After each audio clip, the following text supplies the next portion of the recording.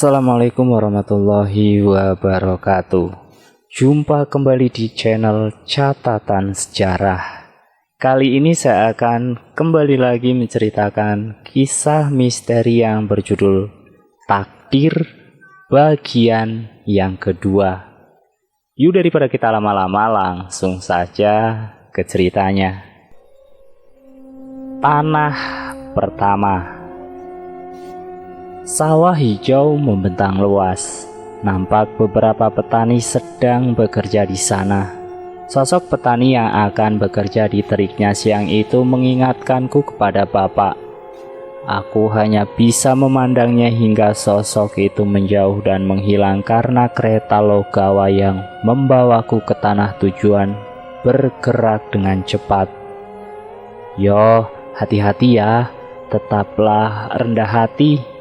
Insya Allah kamu akan diterima dengan baik dimanapun kamu berada. Pesan ibuku kepadaku tadi pagi ketika aku berpamitan kepada beliau. Aku hanya mengangguk dan kemudian memeluk ibuku. Si kecil Ardi yang masih tak paham hanya bertanya-tanya, kemanakah gerangan aku akan pergi? Dia heran karena tak pernah melihatku membawa tas yang besar dan berpakaian rapi. Aku hanya menciumnya dan berkata bahwa aku akan pulang suatu saat nanti. Dia juga mengajakku untuk bermain bola jika aku sudah pulang dengan polosnya. Aku hanya tersenyum dan menggendongnya terakhir kali sebelum aku berangkat. Tak lama kemudian bapak sudah datang membawa sepeda pinjaman untuk mengantarku ke stasiun. Dan kemudian aku segera pergi karena jam keberangkatan kereta sudah dekat. Aku masih berdiri di bordes menghadap ke pintu yang kacanya sudah tak ada. Angin kencang yang masuk menyapu wajah dan membuat rambutku yang mulai gondrong berantakan. Keadaan di kereta memang penuh dan sesak. Banyak penumpang yang tidak mendapatkan tempat duduk, memilih berdiri di sepanjang gerbong. Mereka menunggu penumpang yang beruntung bisa duduk turun untuk kemudian menempatinya. Sistem lama yang tanpa disadari membuat seseorang harus aktif bersosialisasi sekedar untuk bisa duduk dengan nyaman. Hari sudah semakin sore. Karena juga sudah sampai di stasiun Semut Surabaya. Aku sendiri sudah mendapatkan tempat duduk karena mayoritas penumpang sudah turun sebelum sampai di Surabaya. Kutatap keluar ke arah langit senja yang membawa semburat merah. Sesekali para pedagang asongan dan pengamen berlalu lalang untuk mengais rezeki dari gerbong yang mulai sepi. Lampu gerbong sudah mulai dinyalakan seiring dengan suasana di luar yang semakin gelap. Aku akhirnya terlelap karena sudah merasa sangat lelah setelah berdiri di bordes dari stasiun keberangkatan sampai Nganjuk. Aku membuka mata, cahaya lampu kereta membuatku harus beradaptasi. Kulihat di sekelilingku sudah cukup banyak penumpang baru. Kurasa mereka naik dari Surabaya tadi. Aku bertanya pada seorang bapak di sebelahku yang membawa jam pukul 18:45. Berarti aku tertidur kurang lebih 1 jam. Nampaknya tadi tidurku sangat nyenyak. Aku segera bangkit menuju kamar mandi untuk mencuci muka. Sebab suara dari speaker memberitahukan jika kereta akan segera tiba di stasiun Bangil, stasiun tujuan dari perjalananku ini. Aku keluar dari stasiun dengan disambut oleh beberapa tukang becak. Mereka menawarkan jasa kepadaku. Ku keluarkan secari kertas yang bertuliskan alamat Pak D. Tukul. Salah seorang penarik becak segera tahu alamat yang kumaksud. Maka dia menawarkan jasanya kepadaku. Aku pun bernegosiasi harga dengannya dan setelah tercapai kesepakatan, aku segera naik ke atas becak. Becak membawaku pelan-pelan menyusuri jalan raya kota Bangil yang ramai. Setelah sampai alun-alun, Becak berbelok ke jalan yang lebih kecil. Aku menikmati perjalananku di tempat asing ini. Sepanjang jalan ku saksikan banyak pemuda berpakaian gamis dan sarung. Sebuah pemandangan yang terasa baru bagiku. Karena di tempatku tak terasa seagamis di sini. Becak berhenti di sebuah gang. Aku segera membayar sang penarik becak atas jasanya. Setelah berterima kasih, becak berbalik arah dan meninggalkanku. Aku menoleh ke kanan dan ke kiri. Alamat yang kubawa hanya mengantarkanku sampai di ujung gang ini saja. Akhirnya ku hampiri beberapa bapak yang sedang duduk di pos ronda. Kutanyakan kepada mereka alamat rumah Pak D Tukul. Namun mereka bilang tidak tahu. Aku sempat kebingungan karenanya. Kemudian ku coba menanyakan alamat Pak D lagi. Kali ini menggunakan nama istri beliau. Barulah bapak-bapak tadi tahu. Mereka berkata jika nama Pak D Tukul di sini bukan itu. Maka mereka bingung. Akhirnya salah satu bapak menunjukkan rumah yang dimaksud.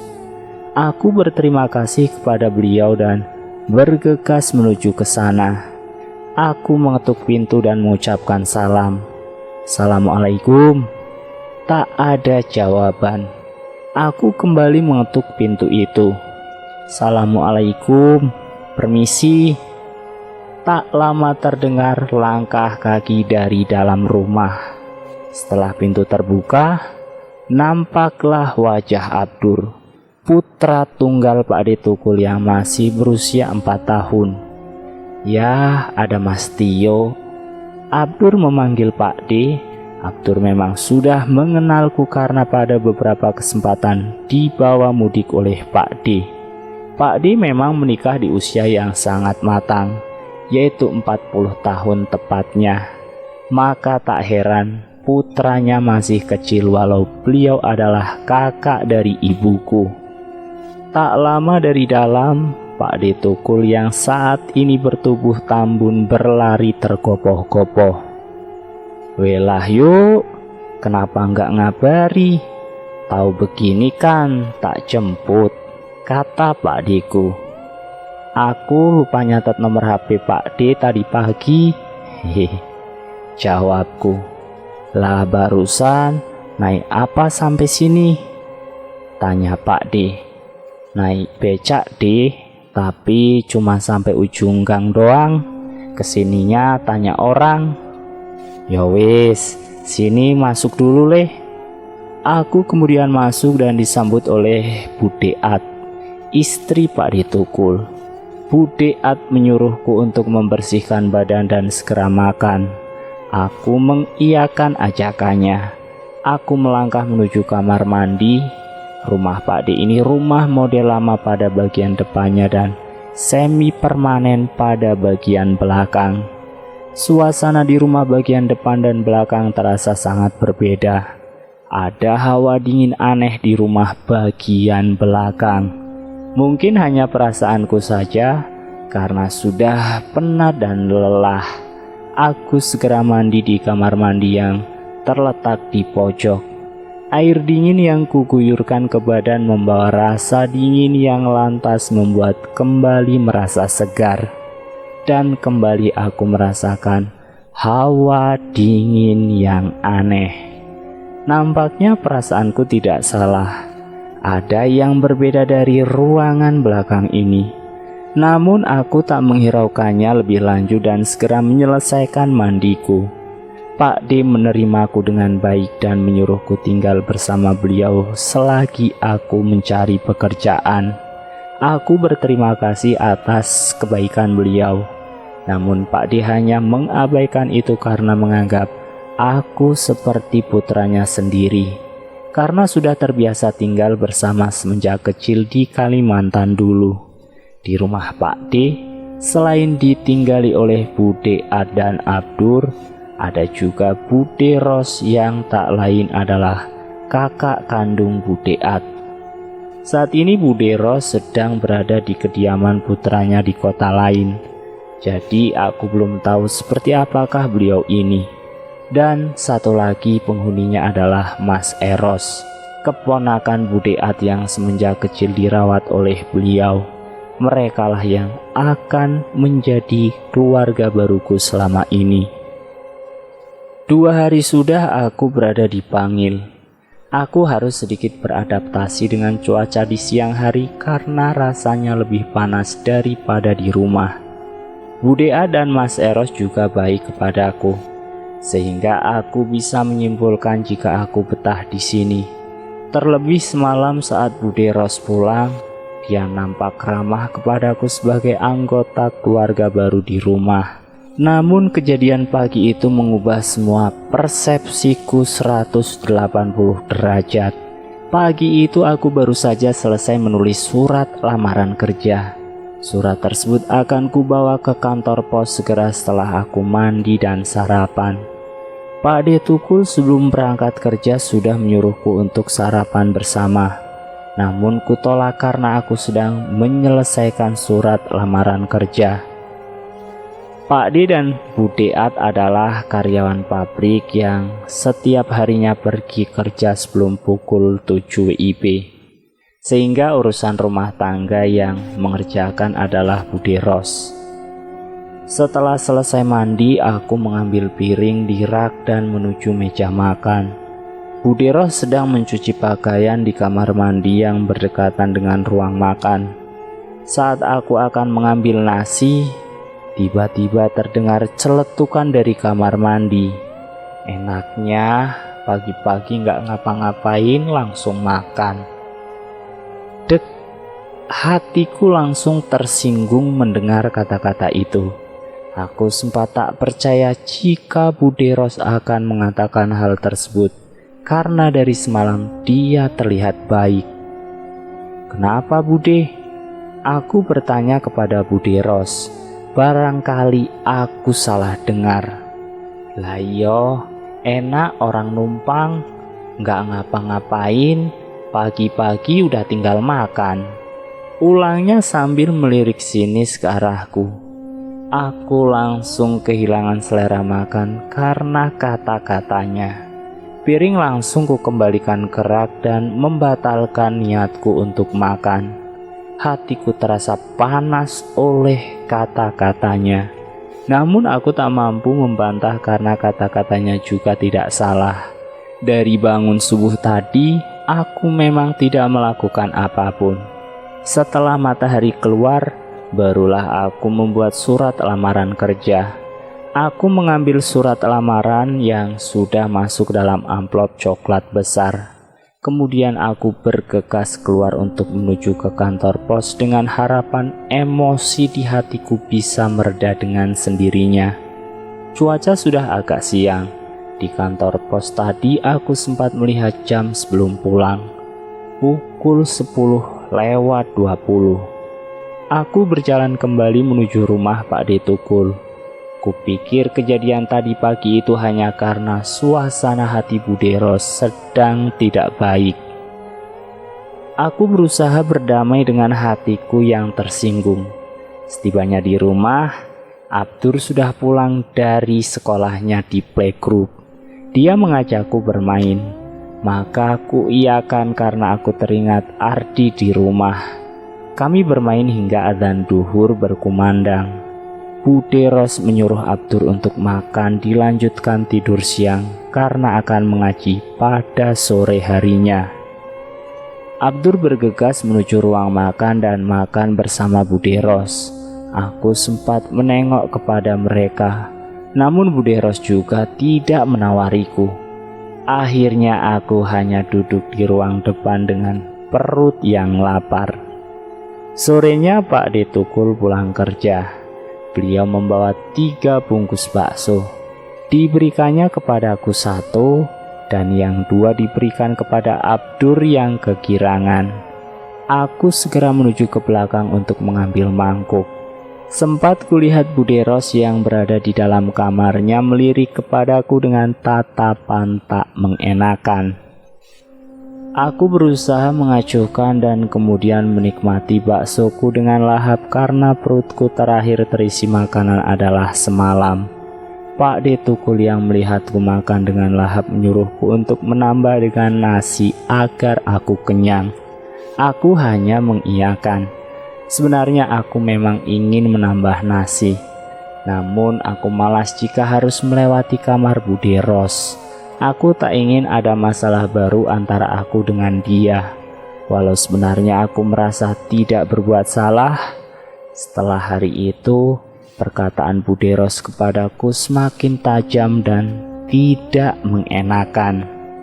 Dia selalu mencibir apapun yang aku lakukan. Padahal aku juga tidak malas. Setiap pagi selepas sholat subuh di musola, aku tidak tertidur kembali. Aku memilih jogging di alun-alun kota Bangil. Sepulangnya aku tidak berleha-leha dan membantu membersihkan rumah. Terkadang aku juga membantu memasak. Namun sepertinya Bude Ros memang benci kepadaku, sehingga apapun yang aku lakukan selalu salah di matanya. Apalagi jika urusannya sudah dengan makan, beliau selalu menyindirku dengan kata-kata pedas yang pada intinya kalau aku itu adalah orang numpang yang tidak tahu diri. Aku benar-benar jengah. Maka ketika siang dan ketika Pak D Tukul tidak ada, aku lebih memilih makan di luar dengan uang sakuku yang semakin menipis.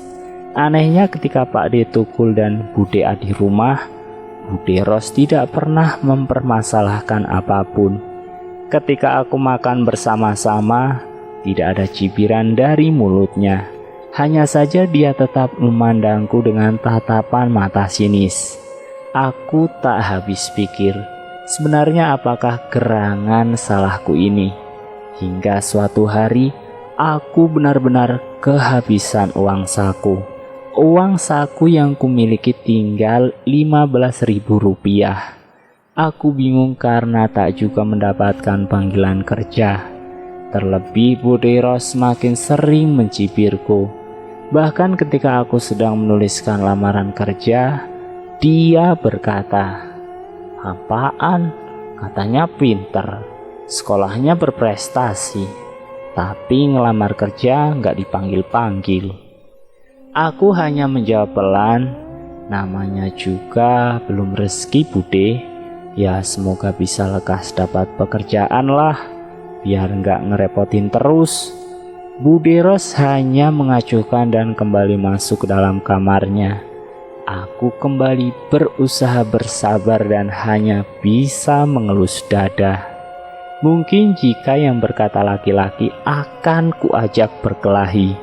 Namun karena Bude Ros itu wanita, aku hanya bisa bersabar. Pantang bagiku menyakiti perempuan walau hanya melalui kata-kata. Begitulah prinsip hidup yang kuanut. Aku memutuskan untuk meminjam gitar milik teman Mas Eros. Rencananya aku akan mengamen agar mempunyai uang tambahan. Setelah gitar ada di tangan, aku segera pergi keluar. Aku berjalan berusaha pergi agar cukup jauh dari kampung tempat Pak D Tukul tinggal. Aku tak ingin ada yang mengenaliku dan kemudian bercerita kepada Pak D. Sebab beliau sudah berkali-kali menyodorkan uang kepadaku sebagai pegangan. Namun selalu kutolak karena aku tidak enak hati. Setelah kurasa cukup jauh, aku segera mengamen dari rumah ke rumah. Berbagai macam tanggapan kuterima ketika aku mengamen. Ada yang berbaik hati memberikan uang barang Rp500. Namun tak jarang yang mengacuhkanku. Bahkan ada juga yang menghardiku dan mengusir. Dia juga berkata jika aku adalah pemuda malas yang tak mau kerja. Sekali lagi aku hanya bisa mengelus dada. Ku harap aku punya pekerjaan yang bisa membuatku tidak dihina orang di sana sini. Aku mengamen diam-diam selama beberapa hari. Mas Opik, teman Mas Eros yang memiliki gitar, sampai heran karena aku selalu meminjam gitar kepadanya setiap pagi. Aku beralasan sedang ingin mengisi waktu karena tidak ada teman. Mas Opik nampak curiga. Namun aku segera pamit kepadanya. Sebetulnya tidak enak juga terus-menerus meminjam gitar. Namun mau bagaimana lagi? Aku sudah sering menawarkan diri kepada orang-orang di pasar untuk kubantu sebagai buruh angkut kala aku mengamen di pasar. Namun kebanyakan mereka menolak ketika mendengarku. Mereka merasa aneh dengan logat bicaraku yang terdengar asing. Logat Bangil adalah mirip seperti Surabaya, sedangkan aku lebih mirip logat Jogja. Belum lagi para buruh angkut di pasar yang menyuruhku pergi dan mengamen saja karena merasa lahan pekerjaan mereka diganggu. Maka aku pun hanya bisa mengamen lagi dengan resiko diacuhkan dan ditolak. Jujur, hati kecilku menangis dan merasa jika ini adalah pilihan yang salah. Namun aku berusaha bersabar dan tegar. Inilah resiko hidup di tanah rantau. Apapun harus kuhadapi dan kujalani dengan ikhlas. Yang penting aku tidak melakukan hal-hal buruk dan tercela dalam prosesnya. Tiada tempat untuk rasa gengsi dan malu. Jam menunjukkan pukul 14:20. Aku sedang beristirahat di stasiun Bangil. Setelah sholat duhur, aku mampir ke warung makan untuk mengisi perutku yang sedari pagi kosong melompong. Ketika sedang duduk, tiba-tiba aku dihampiri beberapa orang pengamen jalanan lainnya. Mereka menatapku dengan tatapan yang tidak bersahabat. "Hei, siapa kamu?" katanya. Bagaimana mas?" jawabku. "Kamu itu siapa? Kok beraninya ngamen di sini?" kata mereka lagi. "Mohon maaf jika mengganggu mas, tapi aku numpang mengamen ya," jawabku. "Kalau kamu mau ngamen di sini, ya bayar dulu," jawab mereka. "Bayar buat apa mas?" jawabku lagi. "Pakai nanya buat apa? Kamu itu bukan orang sini. Kalau mau ikut cari uang ya harus bayar dulu," kata mereka dengan nada perkataan mereka yang mulai meninggi. Aku sadar jika aku sedang dipalak. Melihat itu penjual nasi keluar untuk mengusir mereka. Dia tak mau orang yang sedang makan di situ merasa terganggu. Maka keempat orang pengamen itu pergi dengan tatapan masih kepadaku. "Sudah mas, jangan dipedulikan anak-anak itu. Mereka memang sukanya bikin onar," kata penjual warung. "Iya pak, terima kasih. Saya pindah tempat saja," jawabku. "Kamu kelihatannya bukan orang sini ya Le. Logatnya seperti orang kulonan. Hati-hati saja mas, kasihan kamu ini," kata penjual warung itu.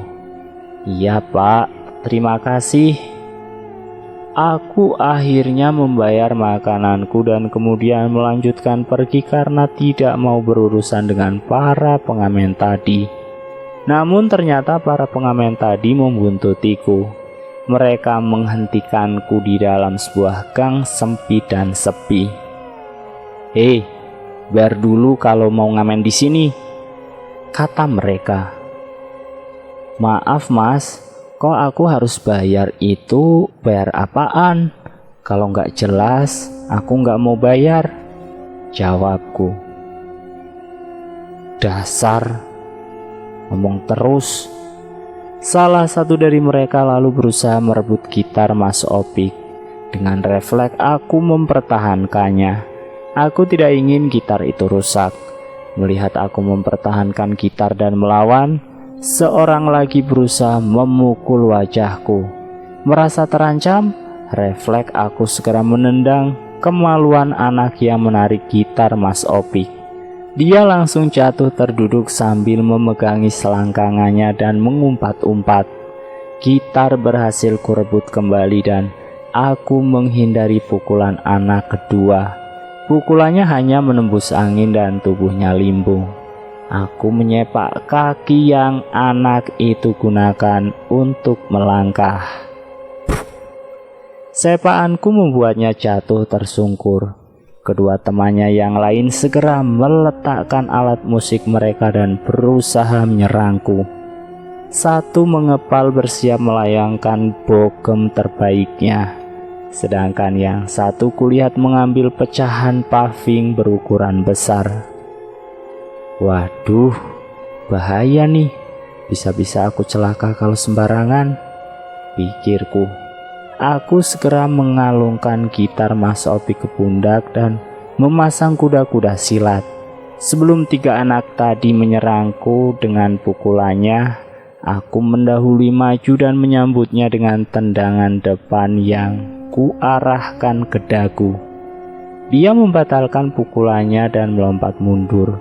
Teman yang tadi memegang paving berlari sambil mengangkat pecahan paving tinggi-tinggi, berusaha menghajar kepalaku.